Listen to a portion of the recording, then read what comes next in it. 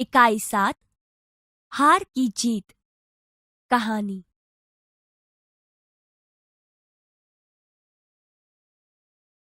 माँ को अपने बेटे और किसान को अपने लहलहाते खेत देखकर जो आनंद आता है, वही आनंद बाबा भारती को अपना घोड़ा देखकर आता था। भगवत भजन से जो समय बचता, वह घोड़े को अर्पण हो जाता। वह घोड़ा बहुत ही सुंदर और बलवान था। इसके जोड़ का घोड़ा सारे इलाके में न था। बाबा भारती उसे सुल्तान कहकर पुकारते, अपने हाथ से खरहरा करते, खुद दाना खिलाते और देख देख कर प्रसन्न होते थे। उन्होंने रुपया, माल असबाब, जमीन आदि अपना सब कुछ छोड़ दिया था।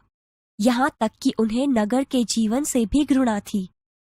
अब गांव के बाहर एक छोटे से मंदिर में रहते और भगवान का भजन करते थे। मैं सुल्तान के बिना नहीं रह सकूंगा, उन्हें ऐसा लगने लगा था। वे उसकी चाल पर लट्टू थे। कहते, ऐसे चलता है जैसे मोर घटा को देखकर नाच रहा हो। जब तक संध्या के समय सुल्तान पर चढ़कर 8-10 मील का चक्कर न लगा लेते, उन्हें चैन न आता। खड़क सिंह उस इलाके का कुख्यात डाकू था। लोग उसका नाम सुनकर कांपते थे। होते होते सुल्तान की कीर्ति उसके कानों तक भी पहुंची। उसका हृदय उसे देखने के लिए अधीर हो उठा। वह एक दिन दोपहर के समय बाबा भारती के पास पहुंचा और नमस्कार करके बैठ गया। बाबा भारती ने पूछा, खड़क सिंह, क्या हाल है? खड़क सिंह ने सिर झुकाकर उत्तर दिया, आपकी दया है। कहो, इधर कैसे आ गए? सुल्तान की चाह खींच लाई। विचित्र जानवर है, देखोगे तो प्रसन्न हो जाओगे। मैंने भी बड़ी प्रशंसा सुनी है।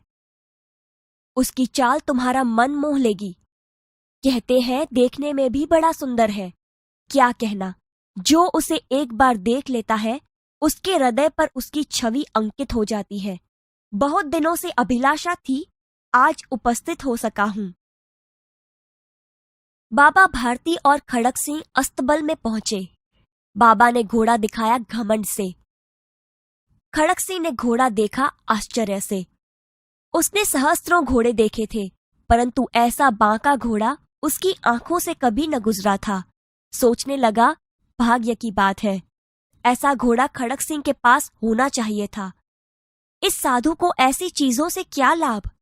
कुछ देर तक आश्चर्य से खड़ा रहा।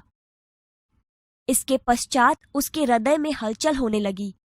बालकों की सी अधीरता से बोला, परंतु बाबाजी, इसकी चाल न देखी तो क्या? बाबाजी भी मनुष्य ही थे। अपनी वस्तु की प्रशंसा दूसरे के मुख से सुनने के लिए उनका हृदय अधीर हो गया। घोड़े को खोलकर बाहर ले गए। घोड़ा वायु वेग में उड़ने लगा। घोड़े की चाल देखकर उसके हृदय पर सांप लौट गया।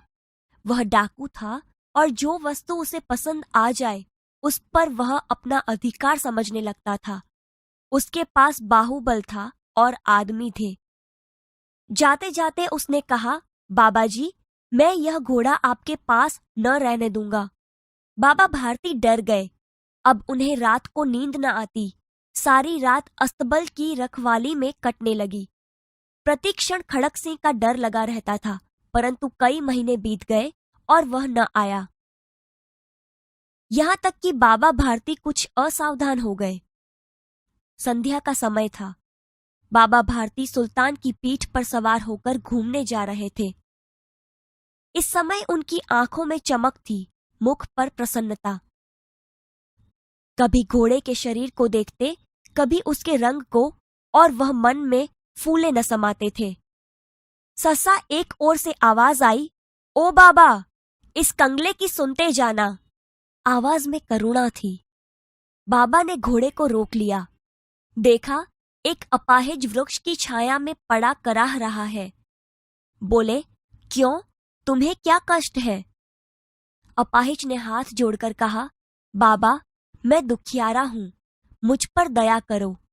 रामावाला यहां से 3 मील है। मुझे वहीं जाना है। घोड़े पर चढ़ा लो, परमात्मा भला करेगा। वहां तुम्हारा कौन है? दुर्गा दत्त वैद्य का नाम सुना होगा। उनका सौतेला भाई हूँ।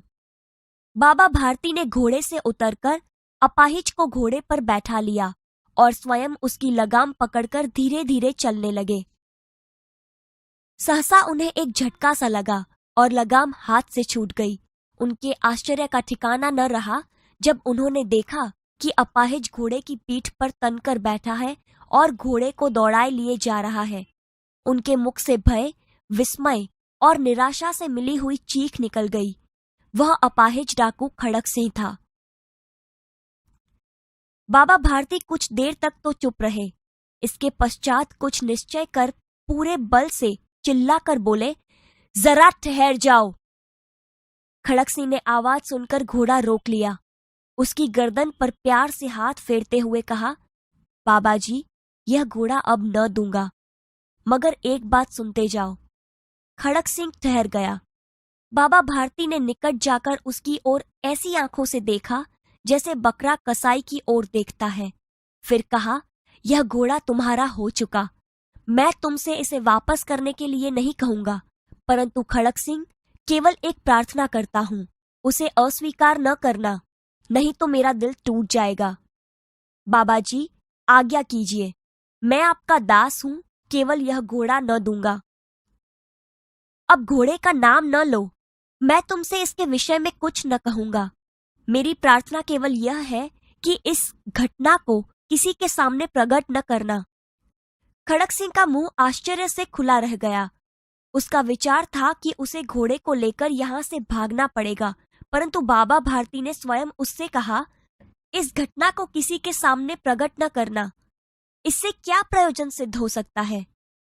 खड़क सिंह ने बहुत सोचा, बहुत सिर मारा, परंतु कुछ समझ न सका। हार कर उसने अपनी आंखें बाबा भारती के चेहरे पर गड़ा दी और पूछा, बाबा जी, इसमें आपको क्या डर है?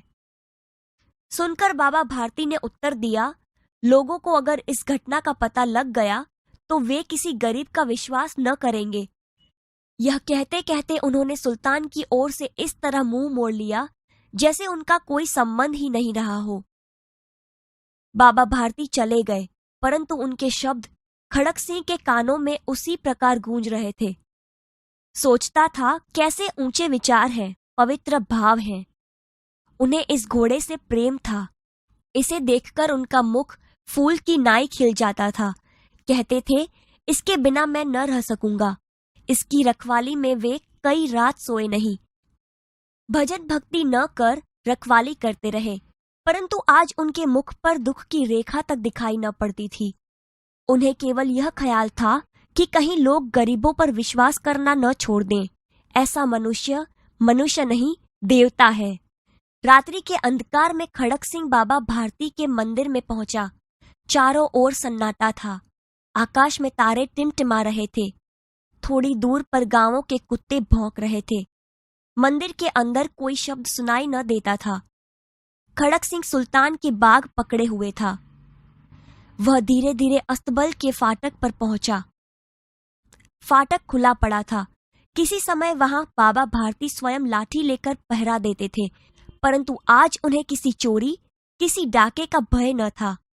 खड़क सिंह ने आगे बढ़कर सुल्तान को उसके स्थान पर बांध दिया और बाहर निकलकर सावधानी से फाटक बंद कर दिया।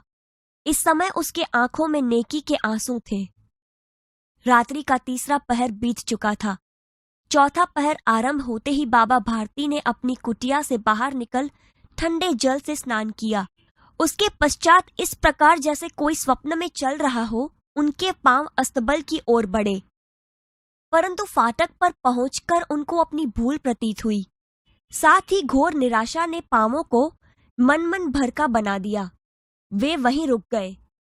घोड़े ने अपने स्वामी के पांवों की चाप को पहचान लिया और जोर से हिनहिनाया। अब बाबा भारती आश्चर्य और प्रसन्नता से दौड़ते हुए अंदर घुसे और अपने प्यारे घोड़े को गले से लिपटकर इस प्रकार रोने लगे, मानो कोई पिता बहुत दिन के बिछुड़े हुए पुत्र से मिल रहा हो। बार बार उसकी पीठ पर हाथ फेरते, बार बार उसके मुंह पर थिपकियां देते। फिर वे संतोष से बोले, अब कोई गरीबों की सहायता से मुंह नहीं मोड़ेगा।